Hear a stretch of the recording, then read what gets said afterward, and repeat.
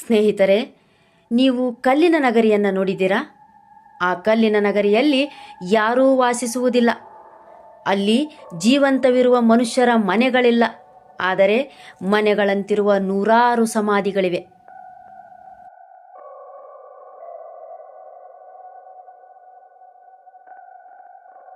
ಈ ಸಮಾಧಿಗಳು ಕೇವಲ ಸಮಾಧಿಗಳಲ್ಲ, ಸಾವಿರಾರು ವರ್ಷಗಳ ಹಿಂದಿನ ಮಾನವರ ನೆನಪುಗಳ ಸಂಗ್ರಹ. ಇಲ್ಲಿ ಮೃತರು ಮೌನವಾಗಿದ್ದಾರೆ.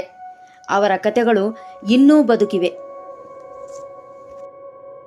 ಲೇಖನ ಹುಟ್ಟುವ ಮೊದಲು ಮಾನವನು ತನ್ನ ಕಥೆಯನ್ನ ಕಲ್ಲಿನಲ್ಲಿ ಬರೆದ ಜಾಗ.